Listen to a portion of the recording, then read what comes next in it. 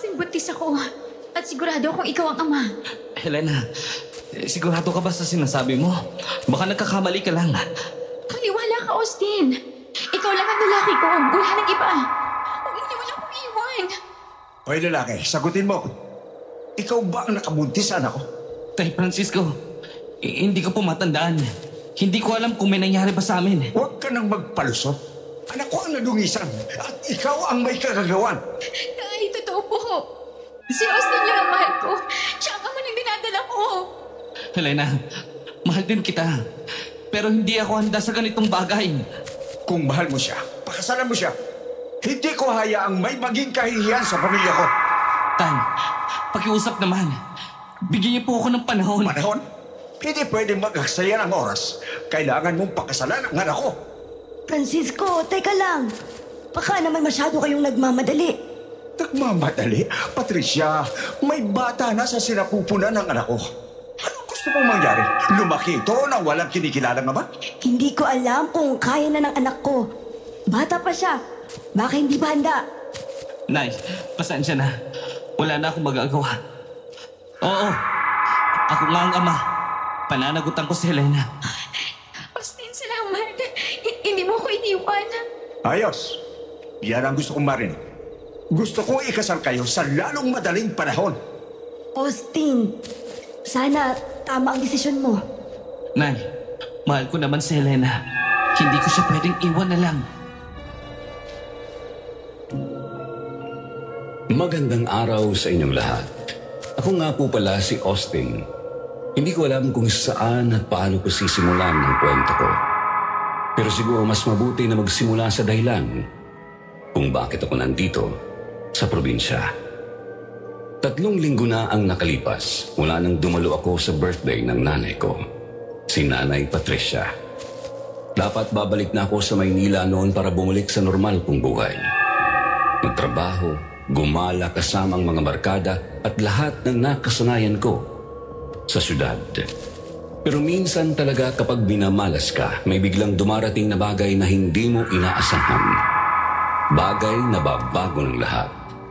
Bago pa man ako makaalis, sinorpresa ako ni Helena ng isang bagay na hanggang ngayon ay hindi ko matanggap. Sa totoo lang, wala pa akong balak bumuo ng pamilya. Bata pa ako, gusto ko pa munang magsaya, maglakbay at tikman lahat ng kalayaan. Kaya nang sabihin niyang buntis siya, parang gumuho ang mundo ko. Nakilala ko siya noong handaan ni nanay. Isa siya sa mga bisita at sa totoo lang agad akong nabighani. May kakaibang ganda si Helena. Mahinhin, mahiyain, parang hindi nabahiran ng kalaswaan sa panahong yon. Habang tumatagal ang kwentuhan namin, naramdaman kong iba siya sa lahat ng babaeng nakilala ko. At doon nagsimula ang lahat. Pagkatapos ng komprontasyon noon sa hardin, halos kalagkarin ako ni Nanay Patricia pauwi sa bahay niya. Wala siyang inik pero ramdam ko ang bigat ng bawat hakbang niya. Pagkapasok namin, bigla niyang isinara ng malakas ang pinto at ang tunog noon parang dumagundong sa dibdib ko. Austin, ilang beses ko bang sinabi sa'yo? Huwag kang lalapit kahit kanino rito sa baryo. Pero anong ginawa mo? Para akong batang nahuli sa kalokohan, gusto kong idahilan na nadala lang ako na hindi ko sinasadya, pero sa isip ko noong mga panahong yun, papaano ko kaya may papaliwanag. Pasensya na, Nay. Hindi ko naman sinasadya. Hindi pa man ako natatapos magsalita, bigla niya akong hinampas sa braso gamit ang kanyang pamaypay. Hindi malakas pero sapat na para mapaaray ako. Anong hindi sinasadya eh? Hinama mo nga ang dalagang yun! Diyos ko naman, Austin! Hindi mo kilala ang pamilyang pinasukan mo! At ngayon, matatali ka na sa kanila! Nay, ano ba kasing kinakatakutan mo? Hindi kita bagets, sa totoo lang. May kakaiba sa pamilyang yon. Hindi sila basta-basta mapagkakatiwalaan, Austin. Marami ka pang hindi alam. At sana lang, bago maging huli ang lahat, makalayo ka pa. Bakit mo inimbita si Helena sa kaarawan mo kung ayaw mo pala sa kanila? Malamang inimbita ko ang buong baryo. Ang bastos naman kung hindi ko sila iimbitahan, di ba? Ang ibig ko lang sabihin, may mga misteryosong krimen dito sa bayan na konektado sa pamilya nila noon pa. Napalunok ako ng laway. Sa tono ng boses ni nanay parang bawat salita may bigat ng kasaysayang pilit niyang tinatago. Ang mga kulubot niyang kamay ay nanginginig habang pinipisil ang suot niyang rosaryo. Naman, Nay. Baka naman nag-overthink ka lang. Baka nadadala ka lang sa mga kwento rito sa baryo. Hindi, Austin. Makinig ka. Hindi ito kwento. Hindi haka-haka. Noon pa man, lagi silang nasasangkot sa pagkawala ng mga tao. Pero wala namang napapatunayan dahil may koneksyon si Francisco sa mga pulis. Naningkit ang mga mata ko. Ang utak ko ay nagsisisigaw na sobrang pranging na nanay. Pero ang dibdib ko kumakabog nang hindi ko may paliwanag. Parang totoo ang bawat salitang lumalabas sa bibig niya. Pero, Nay, nabuntis ko na siya. Anak ko yun.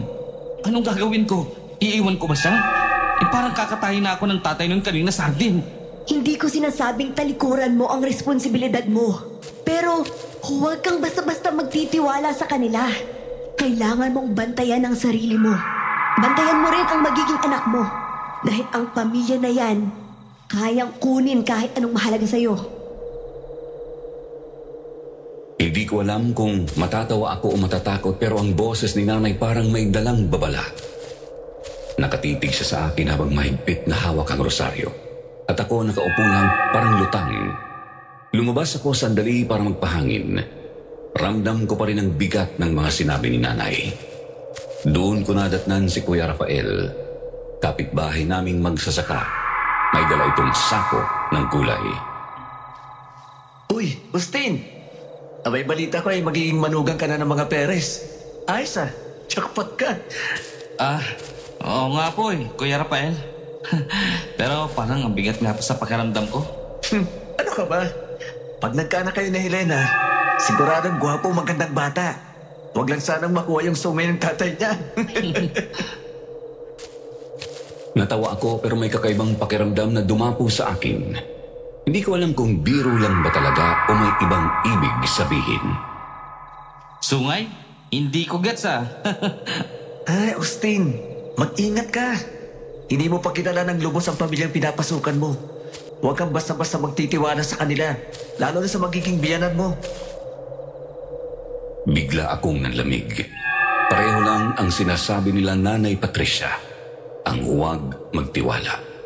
Napatitig ako sa kanya, parang may gusto pa siyang sabihin pero pinutol niya na agad. O siya, punta na ako sa bahay. Baka hanapin ako ng misis ko. Sige Kuya Rafael, ingat po. Kinabukasan, maaga akong nagliligpit ng gamit sa maleta. Hindi para lumayas sa probinsya, kundi ang maglipat bahay. Gusto kasi ng mga magulang ni Helena na doon na muna ako sa kanilang ancestral house tumira para may kasama siya ngayong nagdadalang tao na. Huwag kang maging pasaway doon, Austin. Matuto ka rin tumulong sa gawaing bahay. Baka mamaya, mapalo ka ni Francisco dahil puro ka lang cellphone. Sus, alam ko na yun, Nay. Hindi na ako bata para pagsabihan mo ng ganyan. Che, hindi ka nga makapagwali sa sala. Mabuti pa ngang lumipat ka na doon sa bahay ni Francisco at Emilia para doon maturuan ka ng leksyon. Tinatakot mo ba ako, Nay, ha? Ikaw talaga. Kahapon, ayaw mo pang umalis ako at lumayo ka mo ako sa kanila. Pero ngayon, pinagtatabuyan mo na ako? Umalis ka na nga. Pagod na ako kakaligpit ng mga kalat mo. Pasaway ka. Paalis na sana ako pero hinila muna ni nanay ang aking braso at may inaabot siya sa akin na kwintas na may maliit na crucifix ang pendant. Isuot mo to lagi. Huwag mong kalimutan ang mga sinabi ko at palagi kang mag-iingat. Thank you, Nanay Pat. Huwag kang mag-alala. Wala mangyayaring masama sa akin. Dala ang aking bagahe, mag-isa kong tinungo ang bahay nila Helena na 2 kanto lang ang layo. Napansin kong malaki at luma ang bahay ng pamilya Perez. Tila ba bawat sulok ay may bahid ng kasaysayan. May malaki rin silang hardin na puno ng mga bulaklak tulad ng rosas. Nang makalapit ako sa harapan ng pintuan, kumakabog ang dibdib ko habang nagsimulang kumatok. Ilang segundo lang agad na bumukas ang pinto. Ang unang bumungad sa akin ay si Tatay Francisco.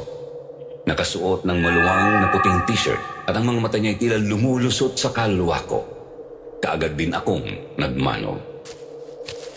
Oh, ikaw na pala yan, Austin. Mabuti naman at sumunod ka sa aking utos. Masunurin ka rin pala. Halika, pasok ka sa aming tahanan. Siyempre po, magiging biyanan niyo na po ako kaya dapat lang nasundin ko po kayo. Dapat lang, Iho. Marami akong kailangang ituro sa'yo. Lalo na sa pagbuo ng pamilya. Pagkapasok ko, napansin kong namamatay sindi ang mga bumbilya sa kisame. Saka parang may malakas na amoy ang bahay. Halong kahoy, alikabok, at kung ano pang hindi ko mawari. Sa sala, nakita ko si Helena na nakaupo sa sofa. Hawak-hawak ang tiyan niya. Katabi niya ang kanyang ina na si Nanay Emilia na nakasuot ng puting bestida. Nang makita ako ni Emilia, binigyan niya ako ng isang matamis na ngiti. Agad akong lumapit at nagmano sa kanya. Nilapitan ko rin si Helena. Hinawakan niya ang kamay ko at nagitla ako kung bakit sobrang lamig ng palad niya. Ang bigat ng hangin dito. Parang ang lamig-lamig. Sigurado ka bang ayos lang na tumira ako dito? Nakakahiya naman kung titira lang ako ng libre. Oo naman. Welcome ka rito, Austin. Pero ano ka ba? Si tatay na ang bahala sa mga bayarin dito. Huwag ka na mag-alala. Talaga? Pero pwede naman akong tumulong kung sakaling kailangan yun ng extra funds. Hayaan mo na, Austin. Wala kang dapat ikabahala rito. Habang nakaupo sa sofa, pinanood ko sila Tatay Francisco at Nanay Emilia na may kinuha mula sa kusina. Pareho silang nakatitig sa akin. At ang mga tingin nila ay parang sinusukat ako mula ulo hanggang paa. Maupo na kayo sa hapa. Sabay-sabay na tayong kumain ng agahan. Sumunod naman ako habang inaalalayan si Helena. Nagtabi kami ng upuan habang nasa harapan namin ang mga magulang niya. Austin, handa ka na pa sa bagong yugto ng buhay mo? Hindi na ito simpleng relasyon lang. Kasama mo na ngayon ang pamilya namin. Opo, Itay.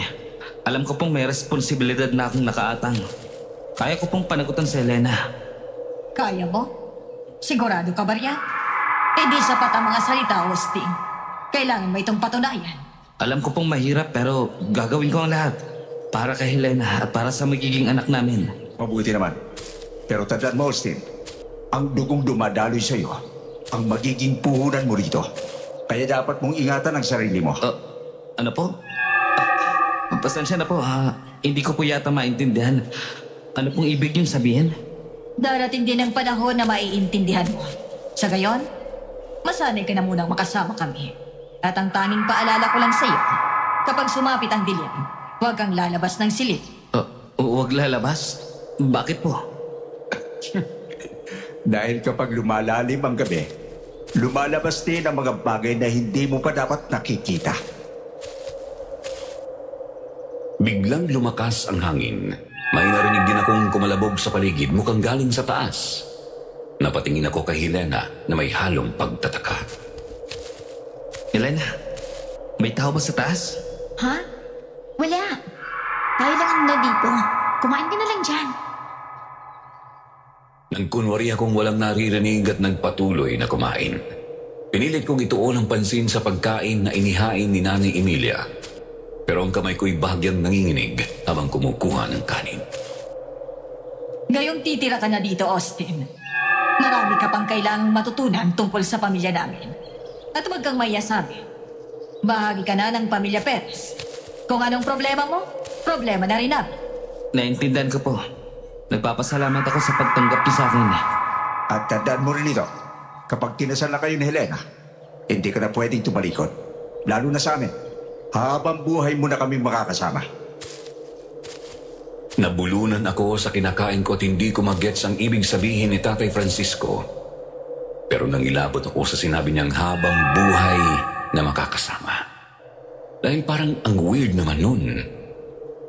Tama ka, asawa ko. Oh, Austin, kailangan mong kumain ng maraming gulay. Alam mo naman ang kasabihan na pampahaba ito ng buhay, hindi ba? Napangiti ako kahit ang totoo na susukan na ako sa ninoy akong gulay. Hindi kasi talaga ako mahilig kumain ito. Ang nakasanayan ko lang ay kumain sa fast food. Masarap ang niluto ko, Austin. Oo naman po, Nay Emilia. Ang sarap po. Bigla siyang natawa pati na rin si Tatay Francisco. Yung tawang nakakaasar pagkatapos nagsalin siya ng juice sa baso ko. Naningkit ang mga mata ko nang mapansing kulay pula ito. Inumin mo ito. Isa itong pampalakas ng katawan. Salamat, Nay. Nabibilaukan na ako sa kinakain kaya agad kong tinungga ang juice.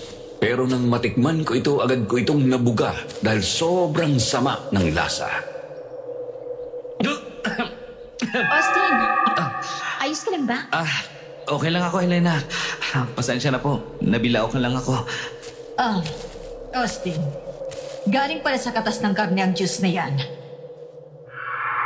Lalong sumama ang pakiramdam ko. Hindi ko na napigilan ang sarili at napatakbo ako sa lababo para isuka ang nainom ko.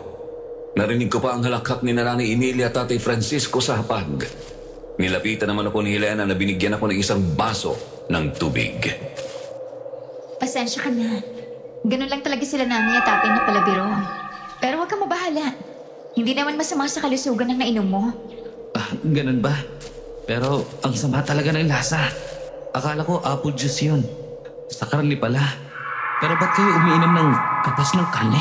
Marami kasing benepisyo yon. Kaya yun ang minsan na iniinom nila tatay. Pero hayaan mo. Hindi naman sila namimilit na inumin yun eh. Matapos ang nakakabaliw na agahang yun, sinamahan ako ni Tatay Francisco sa magiging kwarto ko. Nasa ikalawang palabag ito sa dulo ng madilim na pasilyo. Ito ang magiging kwarto mo. Habang hindi pa kayo kasal ni Helena, magkahiwalay muna kayo ng silid. Sige po, walang problema. Pumasok ako at agad kong napansin ang malaking kama na gawa sa kahoy. Nasa gitna ng silid, halatang luma na. Hayaan na muna kita rito, Austin. Sasamahan ko muna si Emilia sa kabilang kwarto. Sige po, Itay. Salamat sa tulong. Nakahinga ako ng maluwag nang maisara ko ang pinto. Pinagpawisan tuloy ako sa mga kinikilos na mag-asawang yon. Hindi ko pa rin makalimutan na pinainom nila ako ng katas ng karne. Para bang nasisiraan sila ng bait. Ang init pa ng kwarto. Wala man lang bentilador.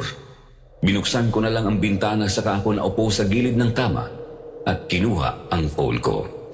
Pero natigilan ako nang muling marinig ang kalabog na narinig ko kanina sa ibaba. Sinundan ko ang tunog hanggang ilinikit ko ang tenga ko sa dingding. Pakiramdam ko, mula yun sa kabilang kwarto. Nang humarap ako, nagulat ako nang makita si Helena na nakatayo na pala sa pintuan. Saglit naman akong nagtaka dahil papaano nakapasok si Helena noon nang hindi ko man lang narinig ang pagbukas ng pinto. Helena, ginulat mo naman ako. Austin, sana nagustuhan mo ang kwarto mo. Okay naman ang kwarto.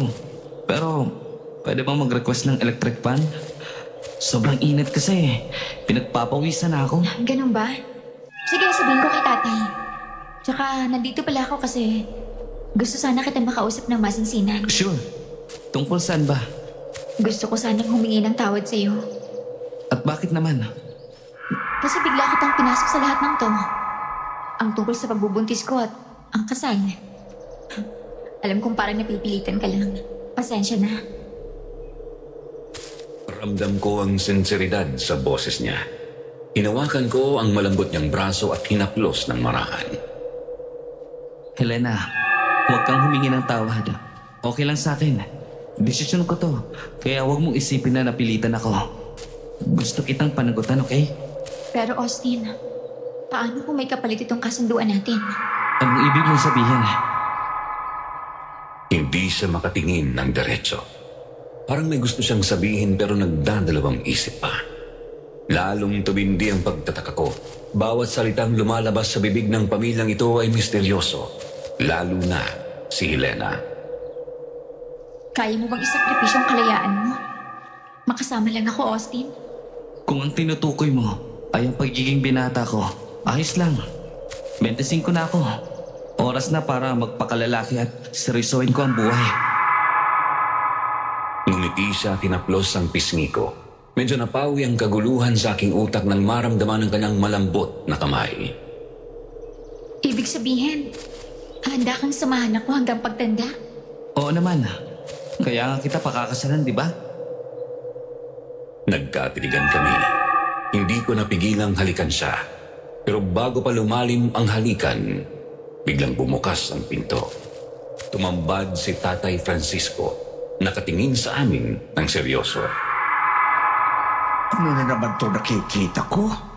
Sa mismong pamamahay ko kayo maglalambungan? Pasensya na po, Itay. Hindi na po mauulit. Tay Francisco, pasensya na po. Ako po ang nauna.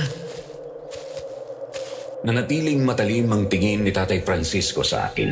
Para mang matutunaw ako sa talim ng tingin niya. Ang mga labi niya ay mahigpit na nakatikom at nakita ko ang pag-igting ng kanyang panga sa inis. Ayoko nang maulit ito. Naintindihan mo? Hindi pa kayo kasal, Austin. At kahit buntis na si Elena, hindi ibig sabihin yan ay pwede na kayong gumawa ng ganyan. Opo, naintindihan ko po. Kung talagang gusto mong patunayan na kaya mong panagutan ang anak ko, ipakita mo muna na marunong kang magpigil at rumespeto. Nanunuyo ang lalamunan ko. Gusto ko pa sanang magpaliwanag pero wala nang salitang lumabas sa bibig ko. Totoo ang sinabi niya. Hindi ko pa asawa si Helena. At kahit anong dahilan, hindi ko siya basta-basta na lang hawakan. Helena, bumalik ka na sa kwarto mo at magpahinga. Ikaw naman, Austin. Sumama ka muna sa akin. Tumango si Helena at marahang tumalikod. Pero bago ako makalabas ng pinto, hinawakan niya ang kamay ko. Ramdam ko ang kanyang panginginig at puno ng hindi maipaliwanag na takot ang haplos na yon. Po, may problema ba, Helena? Wala naman. Sige, sumama ka muna kay tatay. Bumitiw siya ng dahan-dahan, pero sa mga tingin na binigay niya, parang binabalaan niya ako. Dinala ako ni Tatay Francisco sa garahe. Amoy grasa at lumang kahoy ang paligid. May nakasalansang mga gamit, kahon, bakal at mga sirang kasangkapan. Sumisilip ang araw sa bintanang balot ng alikabok. Kabado akong sumunod. Nahihiya pa rin ako sa ginawa ko kanina dahil nahuli niya lang naman akong hinahalikan ang kanilang anak. Buti nga at hindi ako nasuntok sa mukha. Oh, tulungan mo ako rito. Ilipat natin itong mga account sa gilid. Lumapit ako at tumulong magbuhat ng mabibigat na kahon. Habang abala, naririnig ko na naman na may kalabog mula sa loob ng bahay. Napatigil ako. Halos mabitawan ko ang kahon. Tay, narinig niyo ba yan? Ano na naman yun? Para bang may bumagsak mula sa taas? Makaguni-guni bulak. Mahangin kasi dito at may mga naglalaki ang punong nakapalibot sa bahay. Tumango naman ako pero may parte sa akin na hindi kumbinsido. Para bang may kakaibang presensya sa paligid.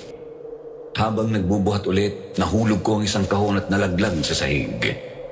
Doon ko nakita ang isang bagay na nakasandal sa gilid. Isang itak. Mapula ang dulo nito. Parang sariwa pa ang dugo. Tay, ano to?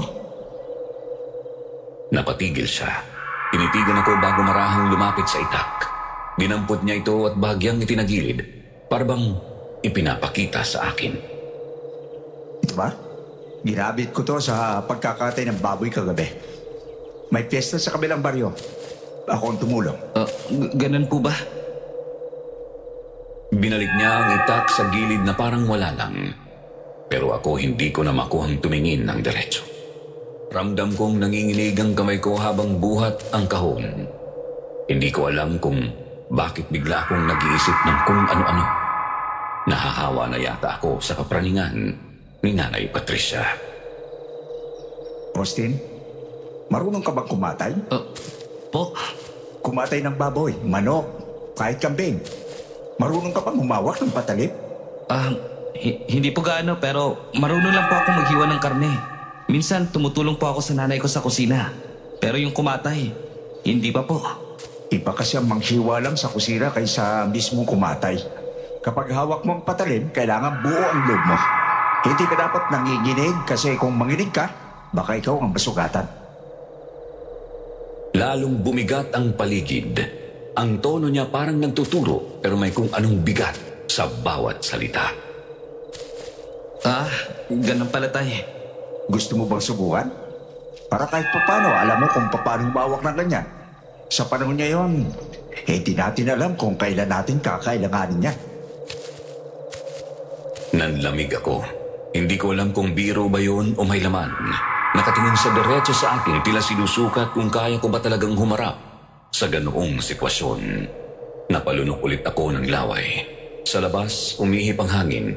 At mula sa loob ng bahay, muli na namang may malakas na kalabog na nanggagaling sa itaas. Siguro po, sa susunod na lang. Hindi pa ako handa sa ngayon. Ganun pa. Walang problema, basta Austin. Darating ang araw na wala kang pagpipilian. Kapag dumating yon, dapat handa ka. Tay, parang may kakaiba na po sa kalabog na yun Hindi kaya may kung anong hayop na nakulong doon? Austin, kanina ko pa sinabi sa iyong wala, di ba? Nagitla ako nang marinig ang paglakas ng kanyang boses. Namumula ang kanyang mga mata at ang ngiti niya ay unti-unting nagiging malamig. Para bang may ibang anyo siyang lumalabas sa katauhan niya at napaatras ako. Hindi makagalaw. Minsan may mga tanong na hindi mo na magugustuhan ang kasagutan, Austin. Natakot ako sa pag-abante niya at hindi ko alam kung susugurin niya ba ako. Bago ako mapatras, biglang bumukas ang pinto. Francisco, pwede bang hiramin ko muna si Austin para samahan ako sa pamamalengke? Mabigat ang mga bibilin ko. Saglit akong nakahinga ng maluwag. Mula sa gilid ng aking mata nakita ko kung paano lumaki ang ngisi ng mga labi ni Tatay Francisco. Sa takot ko, hindi ko siya kayang tingnan. Sige, sumama ka na kay Emilia, Austin. Sa susunod na lang natin itutuloy ang pagliligpit dito sa garahe. Lumabas naman ako doon sa garahe at para akong namutla dahil sa naging reaksyon ni Tatay Francisco. Tsaka hindi ko alam kung totoo ba ang nakita ko o isa lang bang matinding guni-guni. Maingay at matao sa palengke. Amoy isda, gulay at usok ng mga nag-iihaw. Bitbit ko ang basket habang sila na Emilia ay tumitingin-tingin sa mga paninda. Nabibingi naman ako sa mga tinderang sumisigaw. Sadyang hindi lang ako sanay na pumunta ng palengke. Tabitbit nga ako nito, Austin. Minsan ang bigat din naman ng mga pinamibili ko. Mabuti na lang at may madugang na ako. May kasama na akong mamalengke. Pwede naman po kitang samahan lagi Habang naglalakad kami, napahinto ako nang mapansin ang isang poster na nakadikit sa pader. Larawan ng isang bata. 10 taong gulang ang edad. May nakalagay na detalye kaya ko binasa. Huli raw itong nakita 2 linggo na ang nakalipas. Nakasuot ng puting t-shirt.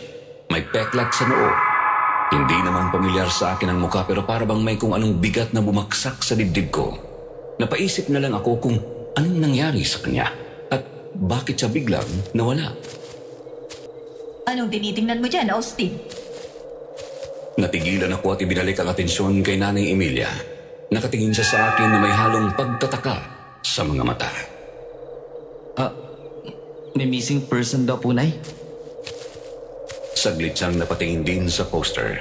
Pero imbis na mabahala, para bang wala nang sa kanya. Pag mo nang isipin dyan. Dito ka na. Tulungan mo akong pumili ng isda. Binawi niya agad ang atensyon ko pero hindi ako mapakali. Habang nagbabayad siya ng isda, napapatingin pa rin ako sa poster. Lalong bumigat ang loob ko. Nay, madalas po ba na may nawawala dito? Normal na dito sa baryo na may mga nawawala. Ang iba sa kanila, tumakas lang sa mga tahanan nila. Normal? Hindi ba dapat ikabahala yun? Paano kung may nangyayari ng masama sa kanila? Kaya sila hinahanap. Minsan, ang mga nawawala, pinipili nilang mawala. Napatingin ako sa kanya. Hindi ko maintindihan kung anong ibig niyang sabihin. Bakit ganoon kadaling sambitin? Para bang sinasabi niyang ginusto ng mga binatang yun na mawala na lang silang parang bula. Hindi ko po gets, Nay. Paano niyo po nasabi yun?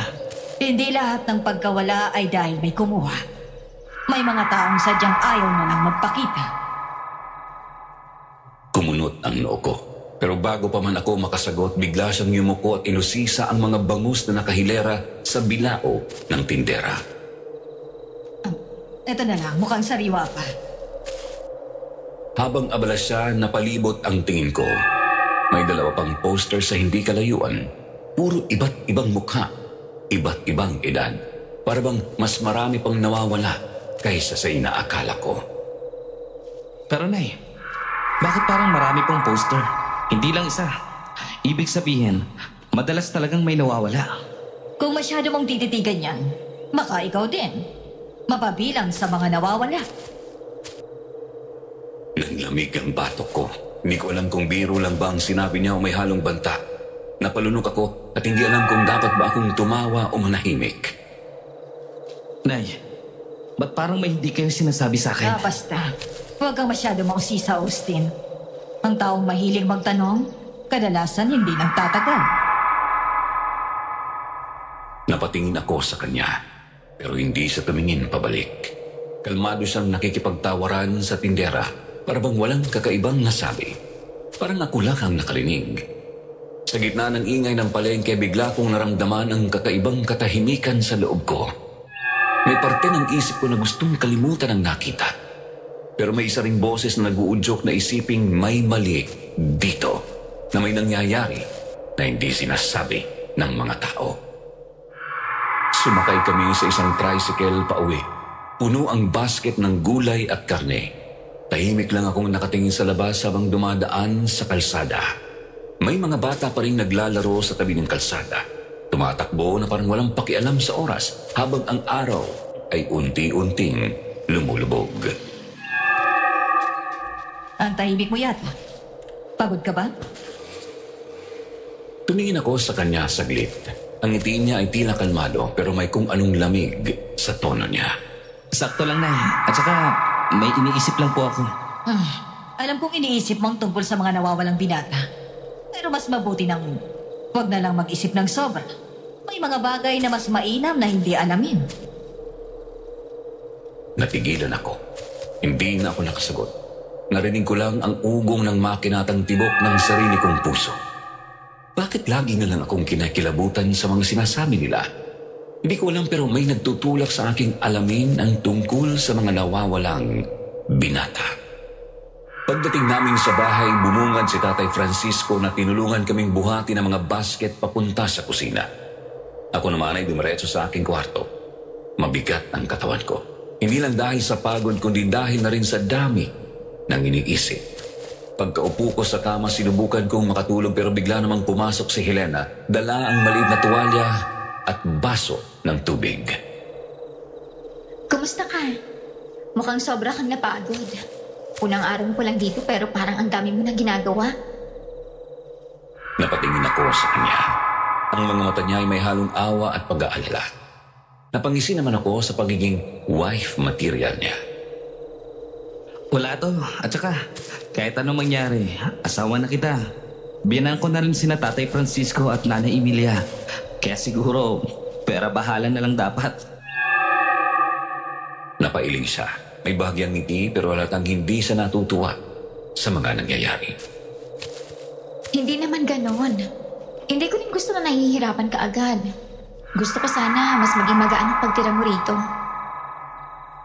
Nakatulala naman ako sa kisame at bumalik sa isip ko ang mga poster kanina. At naisipan ko tuloy itanong kay Helena ang tungkol doon.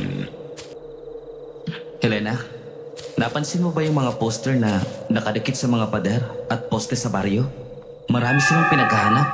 Halos puro mga lalaki. Ang iba ay bata pa.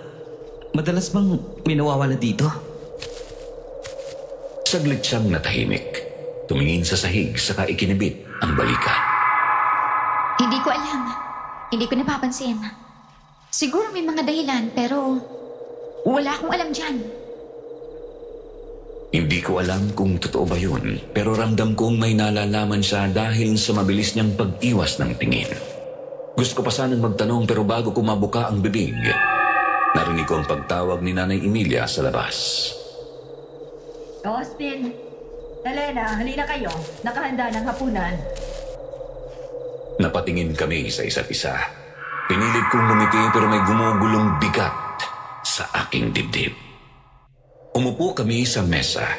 Malaki ang hapag, puno ng masasarap na ulam tulad ng sinigang, pritong isda at mga gulay na binili namin kanina. Tahimik akong kumakain. Sinusubukan na hindi magpahalata ng pag-aalinlangan. May sasabihin pala ako sa'yo. Ang kasal ninyong dalawa ay gaganapin sa Biyernes. Napatigil ako sa pagsubok. Kumakabog ang puso ko na mapagtantong malapit na talaga akong ikasal kay Helena. Sa Biyernes na? Ang bilis naman po. Saan po bang simbahan? Hindi sa simbahan. Dito lang sa loob ng bahay gaganapin. Napatingin ako kay Helena, umaasang magbigay ng paliwanag. Pero nanatili lang siyang nakayuko, hawak ang kutsara at tinidor. Dito po? Oo. Sa bahay lang? Bakit naman hindi sa simbahan? Hindi ba doon dapat ginagawa ang kasal? Mas maayos dito, mas ligtas, at higit sa lahat, mas pribado. Pribado? Pasensya na po, pero bakit sa gabi pa? Bakit hindi sa araw kung kailan mas maliwanag at mas normal? Nagulat naman ako nang bigla niyang hampasin ang mesa at muntik nang matapon ng mga ulam. Biglang bumigat ang hangin sa paligid. Ang tunog ng kubyertos ay natigil. Napansin kong nandilim ang mukha ni Tatay Francisco. Ang ingay ng kamay niyang tumama sa mesa ay parang kulog sa loob ng bahay. Nanlamig ang mga daliri ko sa pagkakahawak sa kutsara. Sumunod ka na lang, Austin. Huwag puro tanong. Sa gilid ng mata ko nakita ko si Helena na biglang hinawakan ang kamay ko sa ilalim ng mesa. Pinisil niya yon ng mahigpit na parang sinasabi sa akin na manahimik na. Tumingin ako sa kanya. Ang mga mata niya ay puno ng pakiusap kaya hindi na ako nagulit pa. Nagpatuloy na lang akong kumain. Sa mga sandaling yun, mas lalo lang dumami ang tanong sa isipan ko. Bakit kailangan sa bahay gawin ang kasal? Bakit sa gabi? Ano ba ang tinatago nila? Habang pinilit kong ngumiti at kumain ulit, hindi ko maiwasang maramdaman na para akong ikinukulong. Ang bahay na yun na dapat ay isang tahanan ay unti-unti nang nagiging parang isang kulungan. Pagkatapos ng hapunan, nagkusang loob akong tumulong kay Nanay Emilia sa paghuhugas ng plato. Habang abala ako sa kusina, ramdam kong kumakabog ang dibdib ko. Hindi lang ito dahil sa pagod sa biyahe, kundi dahil may pabor akong gustong hingin. Kailangan kong makita si Nanay Patricia ngayong gabi. Ano, Austin? Tapos ka na ba dyan? Opo, Nay. Nang matapos ko ang ginagawa, naglakas loob akong lumapit kay Tatay Francisco na nakaupo sa sofa.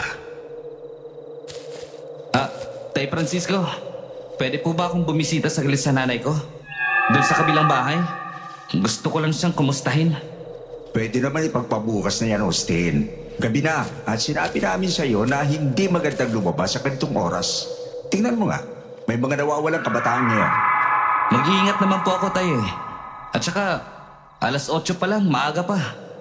Austin, hindi ba't nakita mo kanina ang mga missing posters sa palengke? Isa lang yung paalala na hindi magandang lumabas sa gabi. Hindi mo alam kung anong panganib ang nariyan sa labas.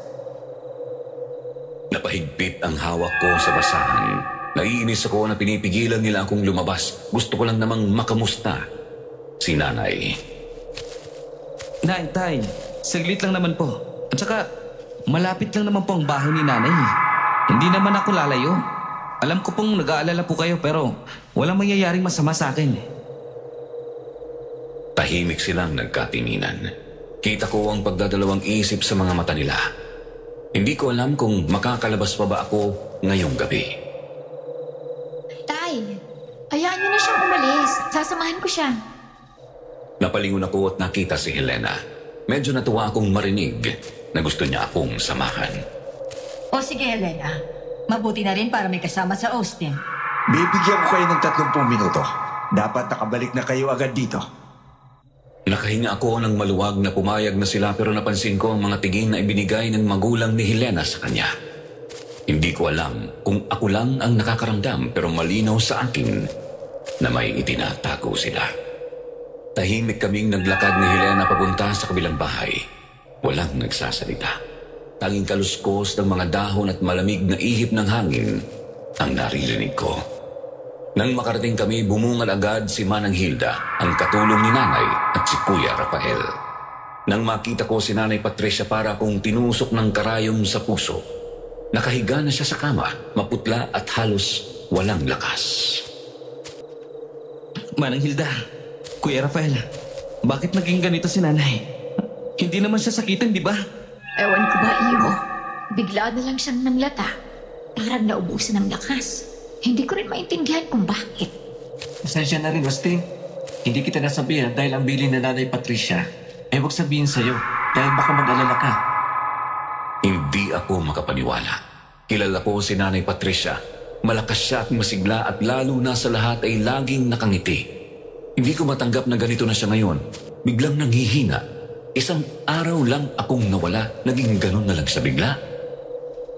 Manang, Kuya, bantayan niyo po siya. Huwag niyo siyang iiwan dito habang wala ako. At saka, tatawag ako ng doktor para tingnan siya. O sige, hindi ko siya pababayaan, Iho. Ang problema lang, walang doktor dito sa bayan. Nandun pa sa syudad. Pero huwag kang mag-alala. May pinapatawag akong magagamot. Salamat, Kuya Rafael. Dahan-dahan kong nilapitan si Nanay. Nang magkamalay siya, agad kong hinawakan ang kanyang kamay. Mahina ang boses niya, halos bulong na lang ang narinig ko. Austin, Apo, umalis ka na habang may oras pa. Nay, anong sinasabi niyo? Anong nangyari sa inyo?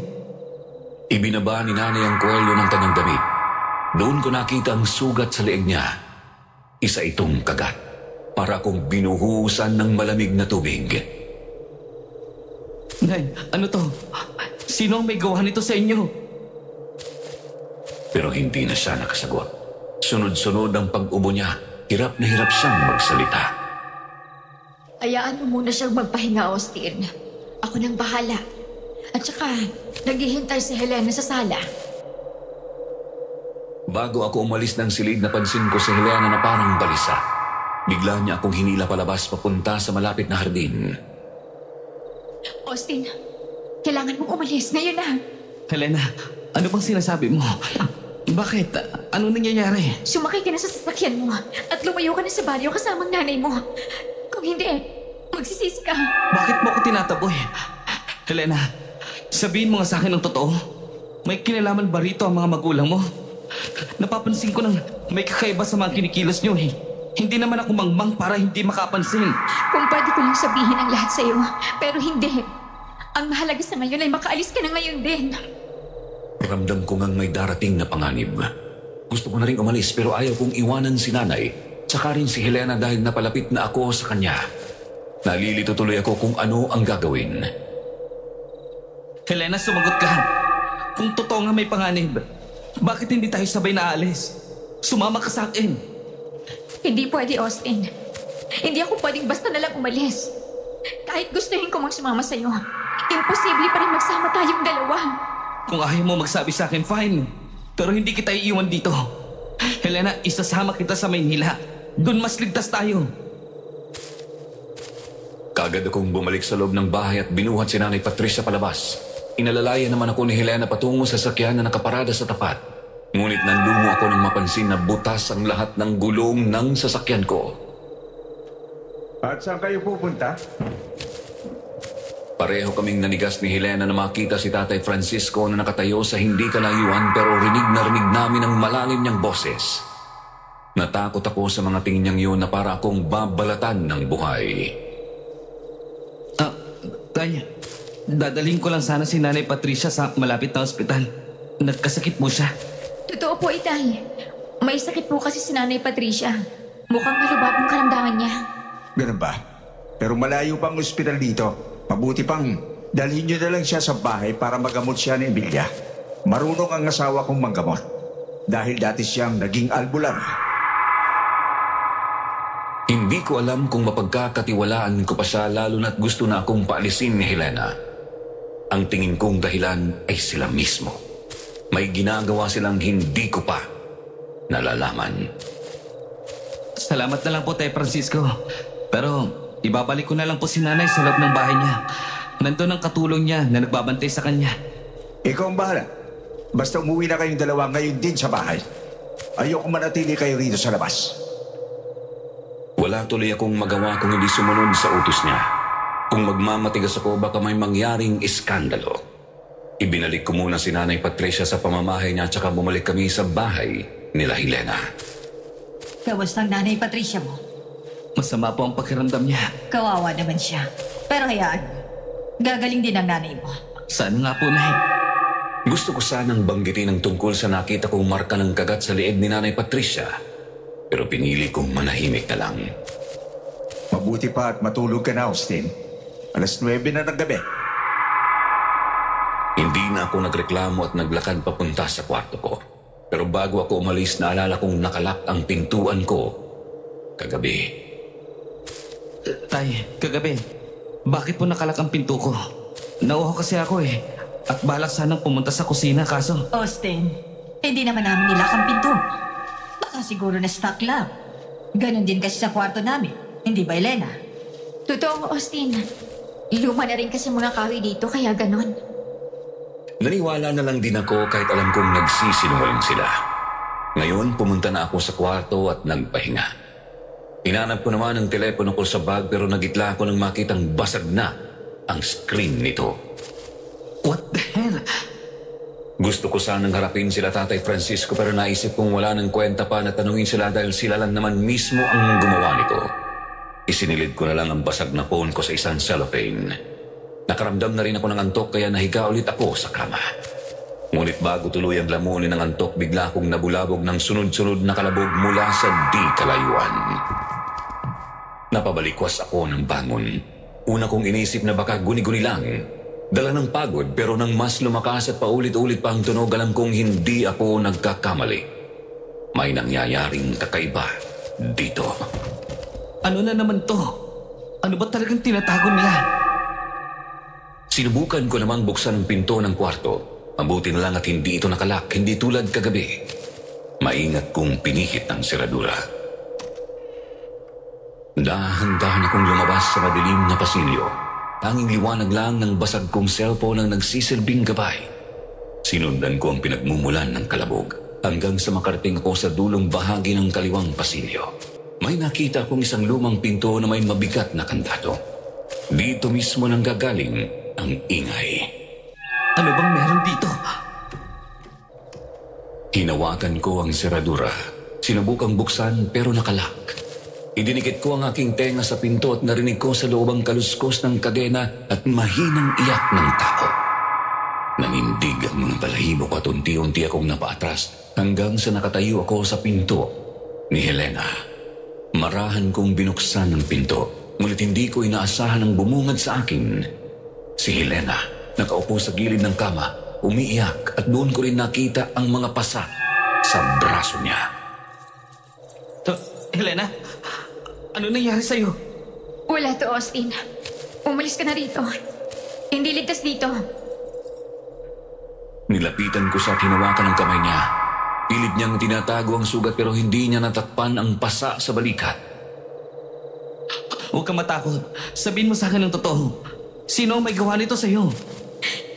Si tatay. Pinarusahan niya ako. Parang piniga ang puso ko. Galit at awa ang sabay na bumalot sa akin. Hindi ko kayang tanggapin na magagawa ng isang ama ito sa sariling anak. Anong klase siyang tao? Bakit kanya sinasaktan? May mga bagay na mahirap maintindihan, Austin. Hindi mo ako matatanggap dahil kauli ko sila. Gustuhin ko pa bang magtanong pero ayokong mahirapan siya. Pinatahan ko siya sa paghiyak tsaka dinala sa kwarto ko para gamutin ng kanyang mga sugat. Mabuting dala ko ang aking first aid kit.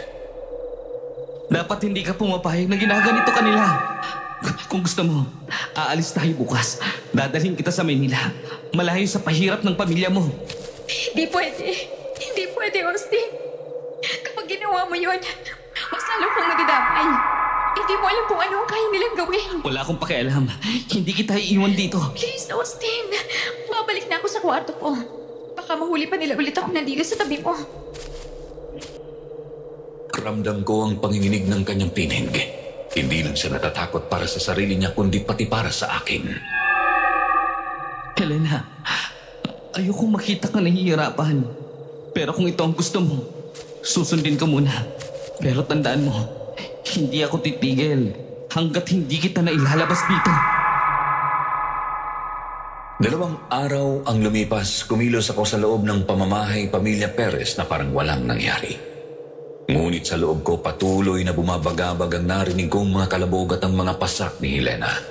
At ngayon, Biyernes na kung kailan ikakasal daw kami mamayang gabi ni Helena. Pero hindi yun ang iniisip ko. Ang totoo ang nasa utak ko ay ang pintong yun sa dulo ng pasilyo. Kanina ay maagang nagpaalam sina Tatay Francisco at Nanay Emilia na aalis muna dahil may aasikasuhin para sa aming kasal. Bago pa sila lumabas ng bahay, tiningnan pa nila kaming dalawa ni Helena ng malamig na tingin. Austin, Helena, tandaan nyo, huwag kayong lalabas. Huwag na huwag din kayong mag-iikot sa mga parte ng bahay na hindi nyo dapat puntahan. Lalo na ikaw, Austin. Mangako ka na hindi ka gagawa ng ikapapahamak mo. Opo, Nay. Tay, nangangako po ako. Pero sa loob-loob ko, iba ang plano ko. Hindi ko na kayang palampasin pa ang pagkakataon. Kapag nakalabas na sila, sisimulan ko na ang plano kong buksan ng kwartong pinagmumulan ng kalabog. Nang tuluyang mawala ang presensya ng mag-asawa, agad akong naglakad papunta sa dulong bahagi ng pasilyo. Austin, ano na naman itong binabalak mo? Helena, oras na para malaman ko kung ano talagang tinatago ng mga magulang mo. Hindi ako titigil hanggat hindi ko nakikita kung anong nasa loob ng kwartong yun. Wag, please. Baka mapahama ka lang. Wala kang ideya kung gaano kalaki ang kasalanan mo kapag ginawa mo ito. Kung hindi mo sasabihin ang totoo, ako mismo ang maghahanap ng sagot. Pasensya na, Helena, pero hindi ako bulag. May tinatago kayo rito. Tumayo ako sa harap ng pintong yun. Ramdam ko ang lamig ng bakal na kandado, parang nagyeyelo sa aking palad. Kumuha ko ng martilyo sa garahe tsaka bumalik at hinampas doon sa padlock. Sa wakas, bumigay din ng seradura. Dahan-dahan kong binuksan ang pinto at nang bumungad ang loob para akong nabingi. Ang unang tumama sa ilong ko ay ang amoy ng dugo at bulok na karne. Napatakip ako ng ilong at sa liwanag ng dala kong flashlight doon ko nakita ang imahe ng mga binatang nakakadena, sugatan, halos wala ng malay. May takip din ang kanilang mga bibig. Ang mas malala nakita ko ang isa na wala ng paa. Diyos ko, anong klaseng impyerno to? Nanlaki ang mata ko. Ang lahat ng nawawalang bata na nakita ko sa missing poster ay nandito. Austin, please, umalis na tayo. Hindi mo dapat makita to. Helena, ano to? Sagutin mo ko. Mga mandurukot ba ang mga magulang mo? Pinapatay ba nila mga binatang to? Hindi ko alam. Sumpa man, Austin, hindi ko alam. Laging tinatago sa akin ni tatay at nanay ang totoo. Nilapitan ko ang isa sa mga binata. Halos mawala na siya ng malay pero bahagyang gumalaw ang ulo niya at parang humihingi ng tulong. Diyos ko naman, mga inosente sila. Bakit nila kinulong ang mga batang to? Hinawakan ko ang balikat ni Helena at halos manginig na ako sa galit. Helena, kung hindi mo pa rin sasabihin ang totoo, pero sigurado akong mamamatay tao ang mga magulang mo. Hindi mo naiintindihan. Ayoko rin may masakpang inosenteng tao. Kaya nga pinipilit kitang umalis si Austin. Ayoko makita kayo sunod nila rito. Doon ko lang napansin ang bigat ng takot sa kanyang mga mata. Hindi siya ang may sala pero malinaw na alam niya na may mas masahol pang lihim na itinatago ang kanyang pamilya. Helena, kung hindi ikaw, sino? Ano ba talagang ginagawa nila sa mga batang to? Hindi ko alam. Hindi ko alam ang lahat. Pero minsan, narinig ko silang sinasabi na alay daw sila.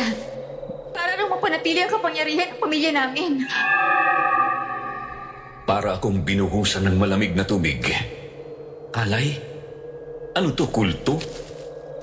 Mga hayop sila. Paano nilang nagagawang saktan at pumatay ng mga walang kalaban-laban? Helena, hindi ito tama. Kailangan nating ipalam to sa mga pulis. Walang maniniwala sa'yo, Austin. Kapag nalaman nilang nakita mo to, ikaw lang ang mapapahamak. Nanglumo ako. Totoo ang sinabi niya. Kung ngayon pa lang ay hawak na ng pamilya Perez ang buong baryo, paano ko pa maisisiwalat ang kasuklam-suklam na katotohanan? Hindi ako titigil, Helena. Hindi ko kayang ipikit na lang ang mata ko. Kahit ano pa mangyari, hahanap ako ng paraan para mailigtas sila. Nakatingin lang sa akin si Helena. Puno ng luha ang mga mata at doon sa dilim ng kwartong yon habang nakatanaw sa mga sugatang binata, alam kong wala na akong aatrasan. Ang mga mata nila puno ng pagmamakaawa at sa puso ko naramdaman ko ang bigat ng responsibilidad na hindi ko sila pwedeng pabayaan. Napakagat ako ng labi habang pinagmamasdan ng mga binatang nakagapos sa dilim ng silid. Nilamon ako ng matinding awa at galit sa parehong oras. Huwag kayong mag-alala. Itatakas ko kayo dito. Nilingon ko si Helena na nakatayo sa likuran ko. Nanginginig at parang may tinatago sa kanyang likuran. Helena, tulungan mo ko. Hindi sila pwedeng manatili dito. Kailangan natin silang pakawalan. Hindi mo naiintindihan. Kapag may nakatakas, malilintikan ako. Ako ang pagbubuntunan ng galit nila tatay at nanay. Austin, hayaan mo na sila. Wala na akong pakialam. Hindi na tayo pwedeng manatili dito, Helena. Aalis tayo kasama sila. Pupunta tayo sa pulis. Ipapakita natin lahat na to bilang ebidensya. Lumapit ako agad sa isa sa mga binata. Naramdaman ko ang gaspang ng lumang kadena na nakabaon sa kanyang balat. Habang tinatanggal ko ang pagkakatali, ramdam kong bumibilis din ang oras. Tulungan mo kami. Parang pako na bumaon sa puso ko ang boses ng binata. Lalo kong binilisan ang pag-alis ng kadena gamit ang martilyo na kinuha ko mula sa garahe. Magtiwala lang kayo. Makakalabas din kayo dito. Austin, tama na. Babalik na agad sila tatay. Mahuhuli ka nila. Helena, habang may oras pang natitira, gagawin ko ang lahat para makatulong. Huwag nating hayaang mamatay na lang sila dito. Nagpatuloy lang ako sa pagtanggal ng kadena. Pero bago ko pa man matanggal lahat, bigla kong naramdaman ang matinding hampas sa ulo ko. Kumalat ang init ng dugo sa sentido ko. Natumba ako, bumagsak sa malamig na sahig. Bago tuluyang dumilim ang paningin ko, narinig ko ang boses ni Helena. Patawad, Austin. Patawarin mo ako. At doon ako nawalan ng malay. Nang magising ako, malamig na hangin ang bumungad sa akin. Ramdam kong nakahiga ako sa isang malambot na kama. Napatingin naman ako sa paligid at nagsitayuan ang mga balahibo ko nang mapansin na may mga nakapalibot sa aking nilalang. May hawak silang kandila at inuusal ang lengguwahe na hindi ko maintindihan. Sinubukan kong tumayo pero parang nanigas ang buo kong katawan. Hindi ko maigalaw ang kamay at paa ko. Anong ginawa niyo sa akin? Simula ngayong gabi, magiging isa ka na sa amin. Sa pamamagitan ng dugo at panata, isusumpa ka sa aming angkan. Para akong binuhusan ng yelo, isa sa kanila, ako na ang susunod na magiging biktima ng kanilang ritual. Bigla kong naalala ang mga binatang nakakulong sa kabilang silid, sugatan, ginawang alay, at ako naman ang kasunod. Mga hayop kayo. Ginagawa niyo to para saan? Para sa kapangyarihan? Hindi mo maiintindihan. Lahat ng ito'y para sa kaligtasan ng aming angkan. Ang angkan ng mga aswang. Helena, tulungan mo ako. Tumingin ako kay Helena. Doon ko lang nakita ang sakit sa kanyang mga mata. Hindi siya kumikibo. Alam kong siya ang nanghampas sa akin kanina pero alam ko rin hindi niya yon sinasadya. Pinilit lang siya ng pamilya niyang hindi niya kayang palikuran. May pagpipilian ka, binata. Manatili ka sa tabi namin? Maging isa sa amin? O ibibigay namin ang katawan at kaluluwa mo bilang sakripisyo. Naglaki ang mga mata ko. Isa lang ang pwede kong gawin para mabuhay. Yun ay ang pumayag. Kung lalaban ako ngayon, wala akong laban. Kaya kailangan kong sumabay sa agos kahit hindi ko ito ginusto. Kung ito ang gusto niya, sige, gagawin ko. Nakita ko ang pagkagulat sa mga mata ni Helena. Pero hindi siya kumibo. Si Francisco ngumiti ng malamig at inilapit ang kutsilyo sa aking braso. Dahan-dahan niyang hiniwa ang balat ko. Ramdam ko ang hapdi, ang init ng dugo ko na dumanak sa isang tasa habang ang mga kasama nila ay sabay-sabay na nagdasal. Ngayong gabi, sa pamamagitan ng kasalan ninyo ni Helena, magiging isa ka ng aswang. Sumapit ang gabing kinatatakutan ko.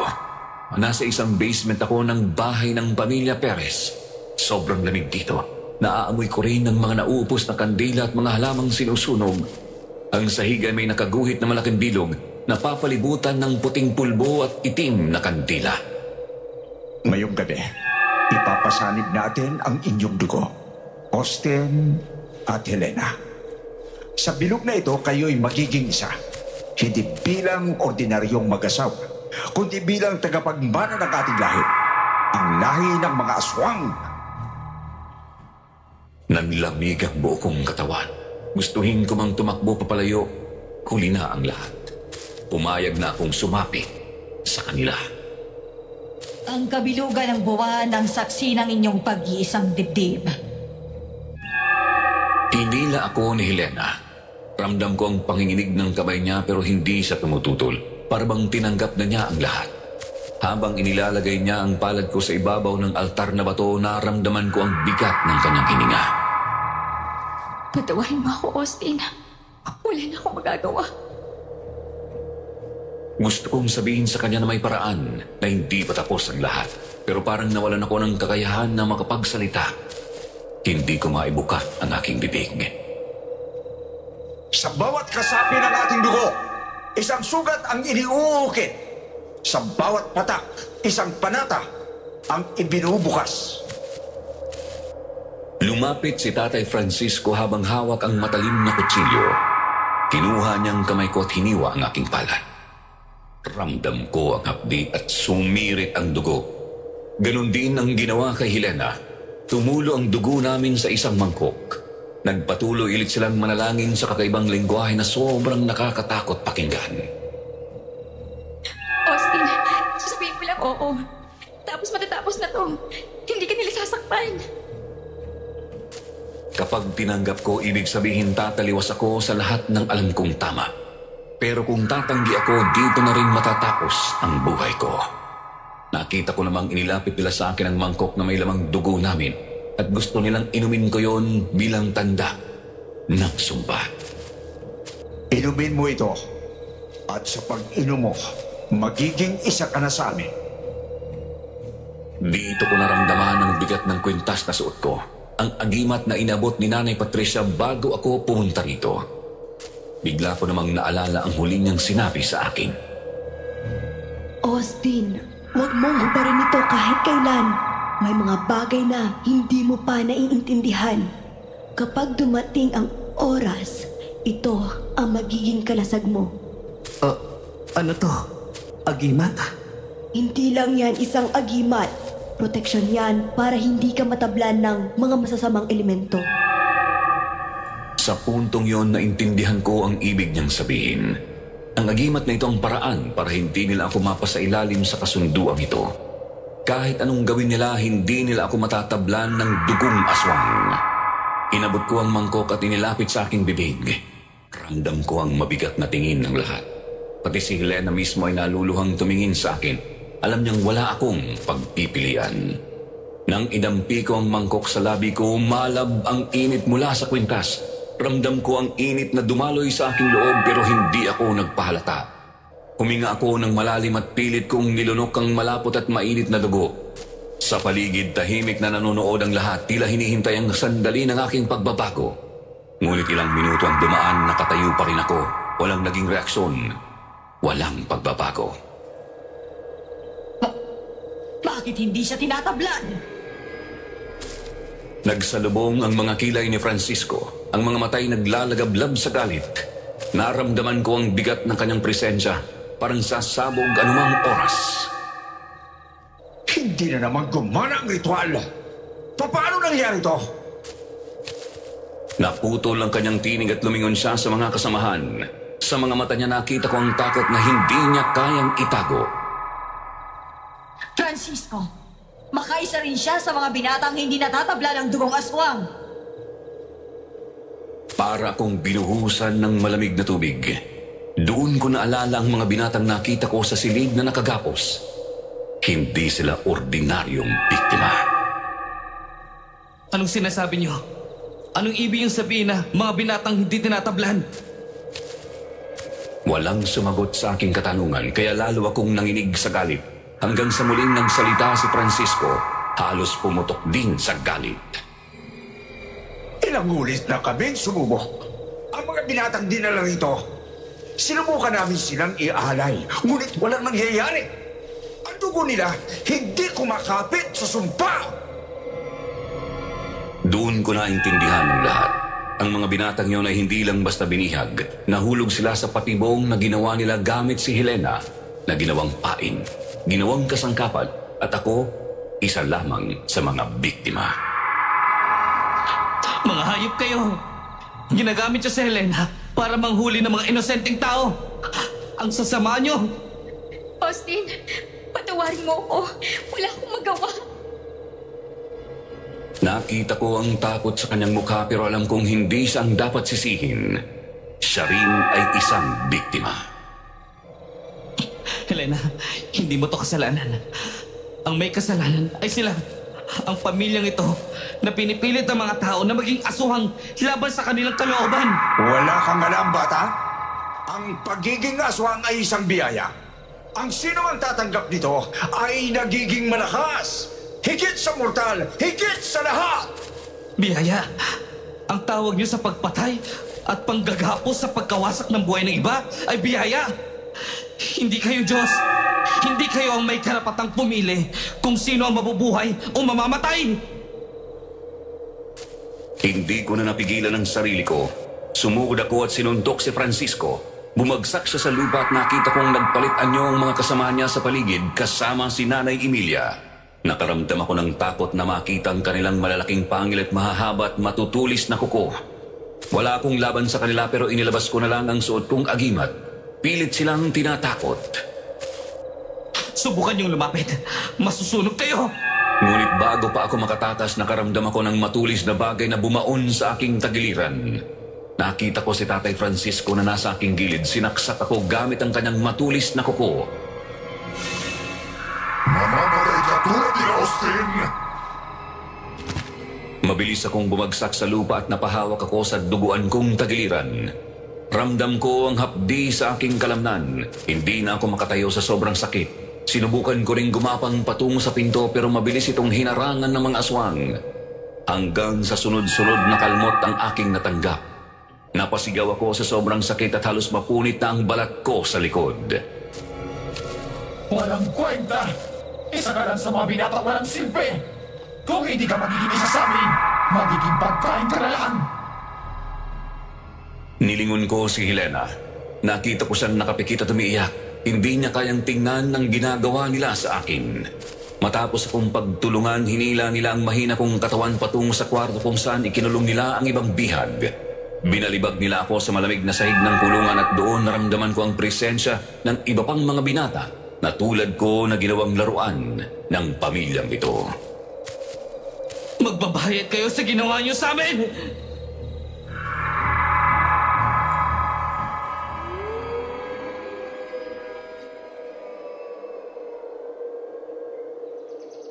Ilang araw na ang lumipas mula nang ikulong nila ako.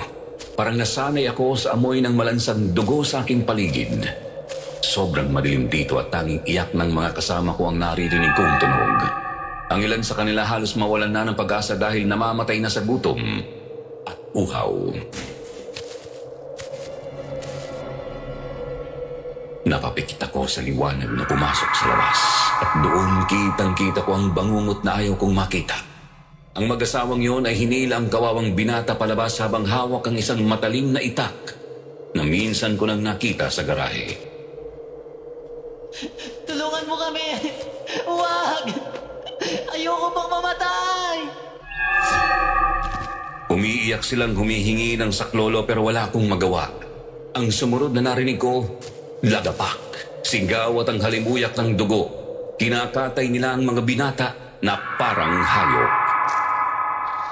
Mga hayop kayong mga aswang! Nakita ko namang bumalik ulit si Francisco sa loob at nakatingin siya ng diretso sa akin. Sa isang iglap ay bigla niya akong sinipa ng malakas sa tiyan. Halos mapaubo ako ng dugo sa lakas ng kanyang sipa. Ano, Austin? Buhay ka pa ba? Ngayon alam mo na kung bakit may kumakalabog dito. Ngayon, isa ka na sa magiging ulam namin. Tumulo ang mga luha ko. Gusto kong sumikaw sa kalit. Gusto kong lumaban pero pinilit kong kumalma. Kailangan kong kumalma para mabuhay. Umalis naman ulit si Francisco at nilak ulit ang pinto. Lumipas ang mga oras. Mas lalong nanghina ang katawan ko. Nanghihina dahil sa gutom. Sobrang nanunuyo na ang lamunan ko. Kulang na lang ay mabaliw ako. Pilit ko ring nilalabanan ang pagtulog dahil natatakot akong baka sa oras na pumikit ako, hindi na ako muling magigising. Bigla akong natauhan. May pumasok sa loob ng kwarto. Narinig ko ang mahinang yapak at nang tumapat ng liwanag ng lampara sa mukha ko, nakita ko ang mukha ni Helena. Austin, halika na. Kailangan kong iligtas ka habang wala sila. Nanlaki ang mga mata ko. Parang hindi ko alam kung panaginip ba ito o totoo. Helena, tulungan mo ako. Oo, pero kailangan natin magmadali. Malayong pupuntahan nila. Kaya may mahaba tayong oras para tumakas. At alam ko kung saan pwedeng magtago. May baryo sa kabilang bundok. Naramdaman ko ang pagbalik ng lakas ko.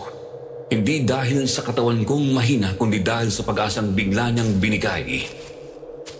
Bago tayo umalis, tulungan mo muna akong palayain sila.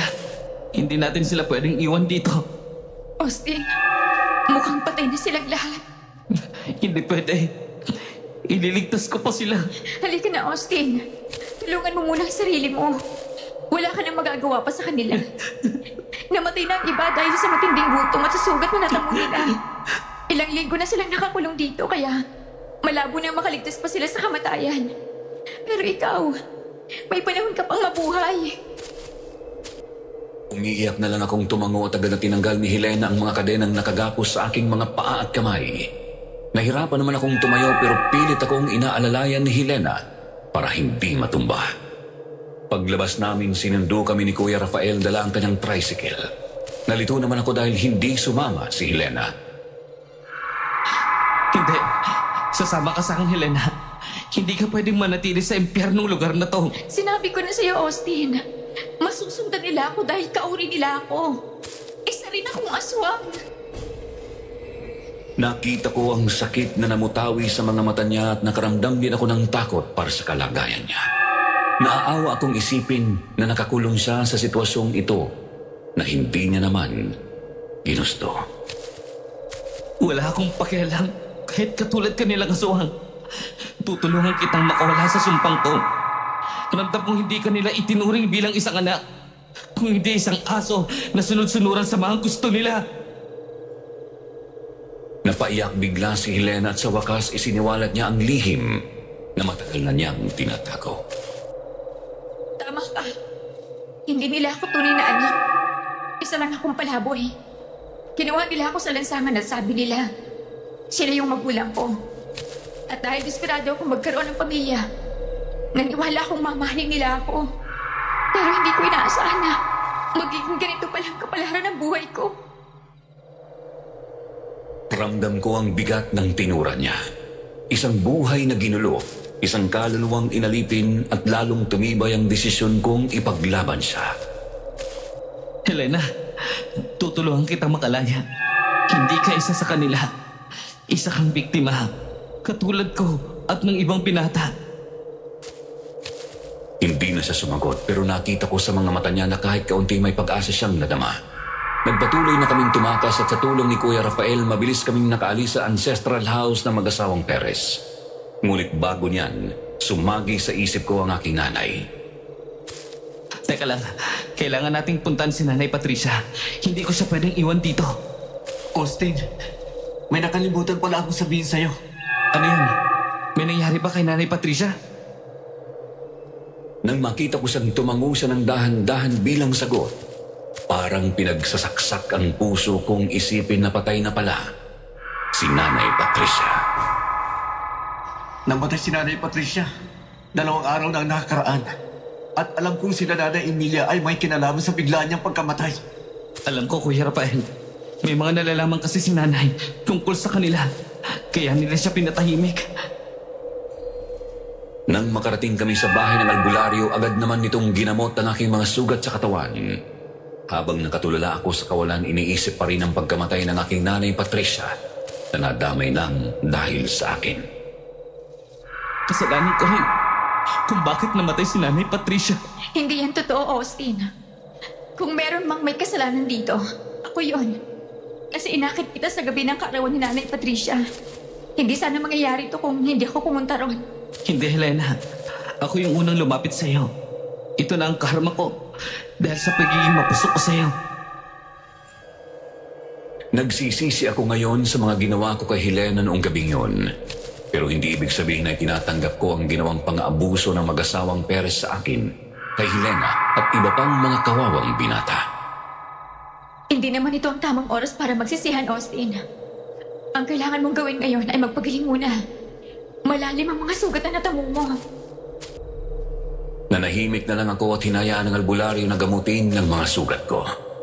Ang matandang albularyo namang ito ay nagngangalang Manuel. Ikinuwento ko naman sa kanya ang mga nangyari at pati siya ay hindi masikmura ang ginawa na mag-asawang aswang. Sila ang kumikitil ng buhay ng mga inosenteng binata.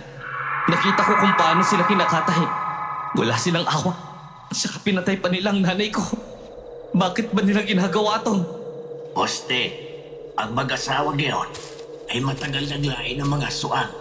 Pero hindi yun sapat na basta na lang silang kumain ng laman at uminom ng dugo. May higit pa silang ninanais. At yun ay makahanap ng isang lalaking may sariwa at dalisay na dugo. Ang lalaki na yun ang magiging tulay upang maipagpatuloy ang kanilang lahi at palakasin pa ang kapangyarihan nila. Hindi ko hayaang magtagumpay sila. Sabihin niyo sa akin, paano ko sila mapapatumba? Sa pagkakaalam ko, walang armas ang makakatapos sa kanila. Pero ang tanging paraan ay sunugin sila gamit ang gasolina para tuluyan silang mawala. At dapat rin sunugin ang kanilang tahanan. Sumiklab ang pag-asa sa dibdib ko.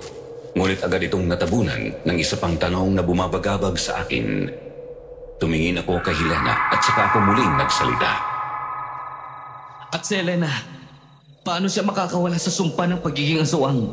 Hindi ko siya pwedeng iwan. Hindi siya tulad nila. Biktima rin siya ng mga mag-asawang aswang na yon. Umiling ang albularyo. Pansin kong naging mabigat ang kanyang mukha. Hindi ko alam. Hindi pa ako nakakita ng sino mang sumabi sa dilim na nakabalik pa sa liwanag. Kung kusa niyang tinanggap ang dugo, mahirap nang makawala pa. At kung totoo ngang siya isa na sa kanila, mas ligtas kung kasama nila siyang maglaw upang hindi na sila makapambiktima pa. Nanlamig ang buong katawan ko. Napatidig ako kay Helena na noon ay nakayuko. Nangingilid ang luha. Parang pinipilas ang puso kong isipin na mawawala si Helena. Hindi.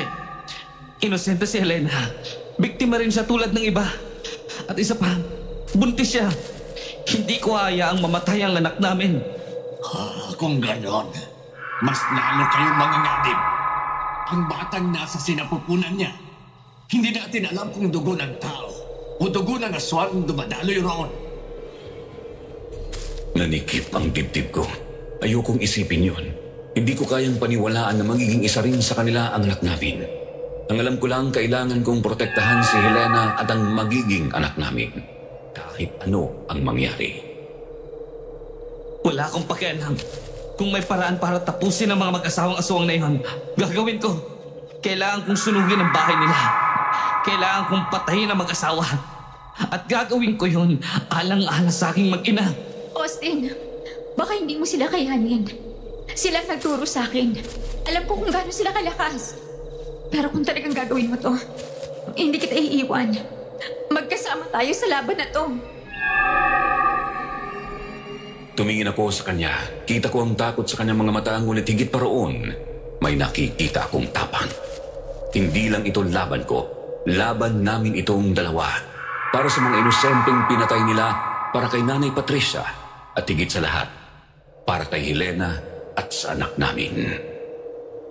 Hindi pa tapos ang laban. Ngayon pa lang magsisimula. Lumipas ang ilang araw, mabilis na gumaling ang aking mga sugat at nagsimula akong magsanay bago harapin ang mga aswang. Tinulungan din ako ni Mang Manuel at Kuya Rafael na ihanda ang mga kinakailangan para talunin sila ngayong gabi. Austin, huwag mong kalimutang isaboy sa kanila itong gasolina. Ito lang ang tanging bagay na makakapagpalusaw ng kanilang mga katawan. Pero paano ko magagawa to? Sobrang kaunti lang nitong gasolina na dala ko. At saka, hindi lang silang dalawa ang suwang. May iba pa silang kasama. Aminado akong kabado akong harapin ang mga aswang na yon dahil nakatikim na ako kung paano nila ako binugbog gamit lang ang kanilang mga mahahaba at matutulis na kuko. Huwag kang mag-alala, Austin. Hindi ka nag-iisa. May mga tinawag akong mga tao para tulungan tayong ipatumba sila. Matapos naming mag-usap ng albularyo, nagpaalam ako kay Helena na ngayon ay pansin kong lumalaki na ang tiyan. Mahimbing siyang natutulog sa kama habang yakap ang isang malambot na unan. Hindi ko naman na siya ginising dahil alam kong pipigilan niya ako kapag nalaman niyang mag-isa kong haharapin ang mga aswang. Mahal ko, patawarin mo ko. Alam kong delikado ang gagawin ko. Pero kailangan ko silang talunin bago ka pa nila kunin sa akin. Gagawin ko ang lahat. Kahit sa kamatayan, mailigtas ka lang at ang anak natin. Pagsapit ng gabi, dumako ako sa bahay na mag-asawang Perez ng mag-isa. Susunod na lang mamaya sina Kuya Rafael. Bitbit ko ang bote na may lamang gasolina para sunugin ang pamamahay nila. Walang takot akong pumasok sa loob ng bahay at napansin kong walang tao. Kaya simulan kong ibuhos ang gasolina sa paligid. Ngunit natigilan ako nang biglang lumabas ang mag-asawang aswang. Sino ang naglakas loob na pumasok sa pamamahay ko? Akalain mong kaya mong sirain ang aming tahanang bata? Kahit sunugin mo ang pamamahay namin, hindi mo kami mapipigilan, Austin! Ngayon ay hinarap nila ako sa kanilang anyong aswang. Malaki ang kanilang mga mata, malalaki ang mga pangil, subalit hindi ako nagpadala sa takot. Hawak ko ang krus ng mahigpit at ang banal na tubig na tanging panangga ko. Hindi ako papayag na patuloy niyong gawing pagkain ng mga tao. Wala na kayong karapatang manatili dito! Mabilis ang unang galaw ni Francisco. Parang kidlat ang kanyang paglapit. Tinangkang itarak ang mahahaba niyang kuko sa aking dibdib. Muntik na akong matamaan pero agad ko siyang sinabuyan ng gasolina. Ang walang yakap! Hindi pa ako nakakapaganda nang umatake naman si Emilia mula sa gilid. Hinampas niya ako sa braso at dama ko ang sugat na iniwan ng kanyang kuko. Napaatras ako. Halos mabitiwan ng bote, pero sa lakas ng loob sinaboy ko ang gasolina sa kanyang mukha.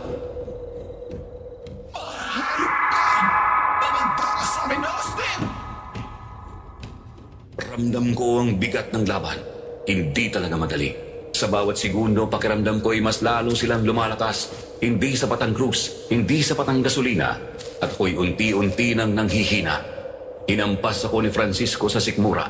Namilipit ako sa sakit. Halos mabitawan ko ang mga hawak ko. Kinuha niyang pagkakataon para ihampas ako ng malakas sa dingding. Pwede ka! Kinuha mo anak namin! Ngunit sa kabila ng lahat, pinilit kong lumaban. Sinindihan ko ang maliit na posporo at tinangkang ibagsak sa basang gasolina. Ngunit mabilis itong inapakan ni Emilia. Pinatay ang apoy. Hindi mo kami masusunog, Ronald! Nahihirapan na ako. Ramdam kong unti-unti na akong nadudurog sa loob. Halos mawalan na ako ng pag-asa. Ngunit sa gitna ng laban may narinig akong tinig mula sa labas. Isang pamilyar na tinig na nagbigay ng lakas sa puso ko. Napalingon ako at nakita kong pumasok si Helena. Nagpalit anyo din si Helena at nakita ko ang kanyang pagiging aswang. Helena, bakit ka nandito? Hindi kita kaligiwan! Kung mamamatay ka, mas pipili kong luwaman kasama ka! Hindi ko may paliwanag ang naramdaman ko. Sa kabila ng lahat ng panganib, dumating siya para sa akin. Ngunit hindi nagaksaya ng oras si Francisco. Mabilis niyang sinugod si Helena. Halos abutin ng kanyang matutulis na kuko ang dibdib niya. Napasigaw ako sa takot. Helena, mag-iingat ka. Ngunit huli na. Tinamaan si Helena sa balikat at napahandusay siya sa sahig. Umagos ang dugo mula sa kanyang sugat. Halos mabaliw ako sa galit. Lumakas sa aking loob. Itinapat ko sa kanya ang hawak kong lighter. Mga hayop! Sige! Lumapit ka at mamatay ka at ng asawa mo! Hindi mo kami kayang patayin dahil duwag ka! Duwag! Austin! Gawin mo na! Hindi na ako nagaksaya ng oras. Agad kong itinako ng lighter patungo sa sahig at nagsimulang nagliyab ang paligid. Mabilis na kumalat ang apoy kaya sila natrap sa loob at ngayon may dumating na mga tao na sinugod ang bahay. Sinisigaw ang hustisya para sa mga naging biktima na mag-asawang aswang. Hindi lumari! Hindi pa tapos ito, Austin! Susundan ka namin kahit saan! Ngunit alam kong yun na ang huling sigaw nila. Hinila ko si Helena palabas ng nagliliyab na bahay. Magkahawak ang aming kamay, parehong sugatan at pagod sa pakikipaglaban. Habang papalayo kami, narinig ko ang huling sigaw ng dalawang halimaw na minsan ay nagpanggap na tao. Sa labas, huminto kami. Hinawakan ko si Helena sa pisngi. Helena, tapos na. Ligtas ka na. Hindi ako ligtas kung wala ka, Austin.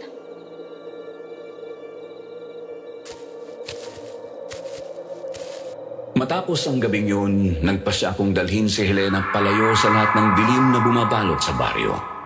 Lumipas ang 2 linggo matapos ang laban. Isinama ko si Helena pabalik sa Maynila para magsimula ng bagong buhay.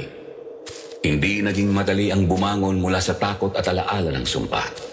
Pero bawat araw na kasama ko siya ay naging paalala na ligtas na kami. Nagpasya kaming magpakasal sa isang simpleng simbahan. Walang ritual, walang kadiliman. Pag-ibig lang ang naging sandigan namin.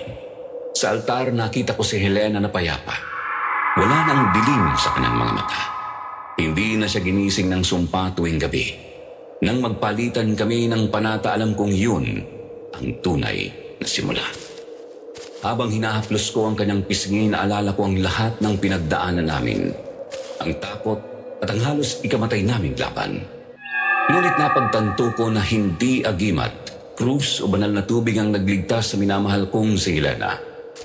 Pag-ibig ang isang tumalo sa sumpa.